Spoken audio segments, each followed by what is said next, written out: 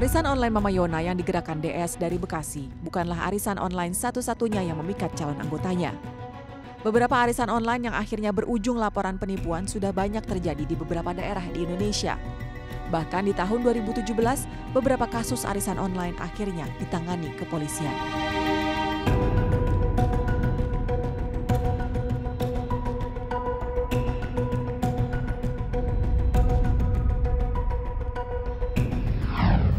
Saya ingin lebih jauh mendalami ya.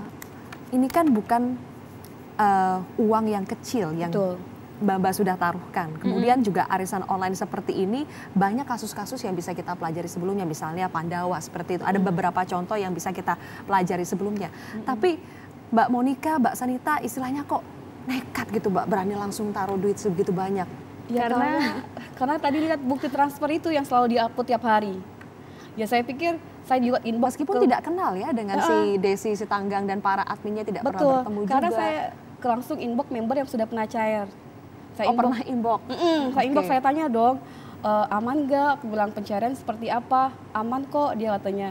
Pencariannya selalu on time, hari H, dia bilang kayak gitu. Pagi-pagi udah cair, udah lumer, dia bilang. Jadi ada testimoni ya? Ada, maksudnya kita juga inbox ke member yang udah pernah cair, bener nggak sih kayak gitu. Mbak Monica dan Sanita ini pernah investasi di tempat lain nggak sebelumnya? Saya tidak kayak gini, saya ikut arisannya reguler biasa. Arisan biasa? Tahu kan bagaimana sebetulnya mekanisme arisan yang sesungguhnya itu seperti arisan apa? Kocokan kayak gitu, ya. Tapi kan kalau misalnya kayak gini kan arisannya hitungannya investasi ya, karena dia kan kita taruh berapa balik berapa gitu. Pernah ngecek ke OJK nggak kalau investasi? Pernah tahu, kan suami saya udah pernah sering bilang sih, dia bilang aman nggak karena perputaran uangnya sangat cepat dan profitnya tuh sangat gede. Betul. Saya bilang aman kok, soalnya masih banyak nih orang yang ikut, semakin ramai orang. Jadi ada salah satu member yang meyakinin saya dengan mengikuti arisan ini sudah bisa beli semuanya dengan cash gitu, dia bilang.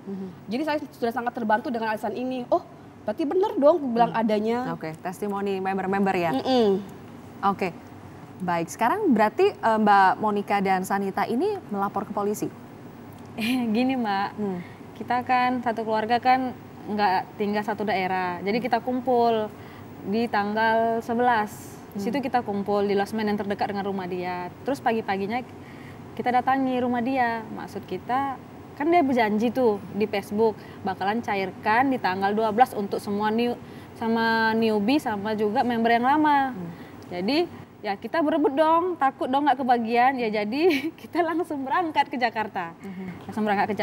Kita ambil losmen yang terdekat dengan rumah dia. Kita datangi dia pagi-pagi. Rumah dia di mana Mbak? Di Cikarang. Ngakunya di Cikarang? Memang di Cikarang. Memang di Cikarang, oke. Kemudian sempat datang? Sempat datang. Jadi masa yang bawa dia tuh ke kantor polisi itu si para member dan juga RT RW yang menarik paksa suaminya. Karena kita sudah ribut. Karena pas dari awal pagi kan kita sudah datang nih, saya kan datang ke rumahnya, kita sudah bicara sama suami baik-baik. Suaminya bilang, saya tidak tahu tentang istrinya, kerjaan istrinya. Terus kami bilang, terus kalau misalnya beli mobil Honda Jazz dengan harga cash segitu banyak, masa tidak tahu sumber dana istri dari mana? Dia bilang tidak tahu. Padahal dia pernah live di FB, suaminya itu ikut.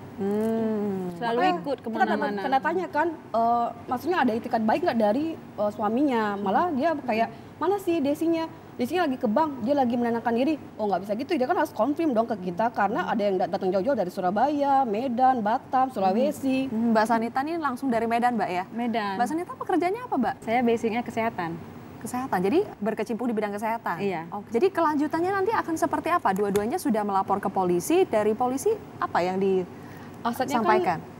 Saya pengen ya kalau misalnya dari kita pasti pengen uang kita balik dong. Terus pengen apa sih aset-aset dia yang sudah dibeli dari uang member ini. Ternyata semakin terkuak kan, ada lagi rumah dia, ada lagi ruko dia yang kita tidak tahu selama ini gitu. Jadi kalau bisa harapan saya sih uang kita balik, ya dia harus tanggung jawab dong. Dia tidak bisa memperkaya diri pakai uang orang. Ya kan? Ada loh Mbak, member-member itu yang nekat menginvestasikan uangnya, padahal itu uangnya untuk berobat. Uang dia udah terkena penyakit yang serius, tapi karena uangnya kurang untuk berobat ke luar negeri, dia nekat investasikan ke situ biar maksudnya biar makin tambah duitnya. Oke, banyak juga yang sampai gadai barang-barang banyak harga sendiri ya. Oke, sekarang kita akan lihat grafis berikutnya. Ini adalah soal jeratan hukum penipuan arisan online.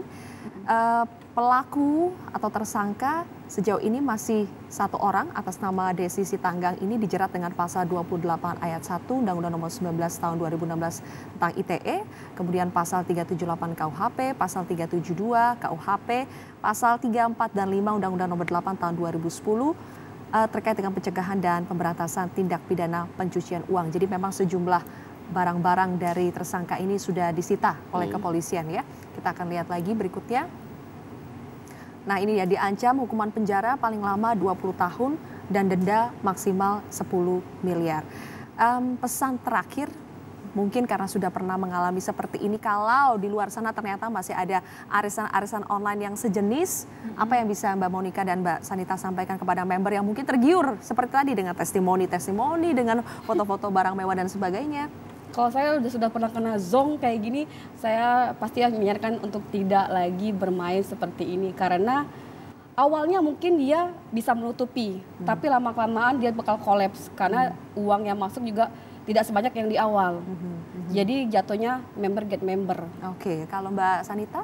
Ya, pesan saya sih kalau mau investasi itu kenali dulu siapa orang pemegangnya dan juga kenali latar belakangnya seperti apa. Jangan langsung percaya dengan keuntungan yang sangat luar biasa dengan waktu yang cepat. Betul, kalau keuntungannya besar terus waktunya cepat, too good to be true ya, harus curiga di situ ya. Baik, terima kasih Mbak Sanita dan juga Mbak Monica telah bergabung bersama kami di NSI. Iming-iming bagi hasil yang tinggi dalam waktu singkat memang kerap menjadi daya pikat berbagai kasus penipuan. Masyarakat kerap terpedaya dengan ajakan manis yang akhirnya berujung miris. Sudah saatnya masyarakat harus cermat. Apapun jenis investasi yang ditawarkan selalu periksa, cek dan recheck apakah jenis investasi ini aman dan terdaftar di lembaga otoritas jasa keuangan. Sebab sekali uang disetor untuk investasi di tempat yang tidak terdaftar, Anda bisa berhadapan dengan resiko kehilangan uang. Saya Zilvia Iskandar bersama tim NSI undur diri. Terima kasih, sampai jumpa. Metro TV, knowledge to elevate.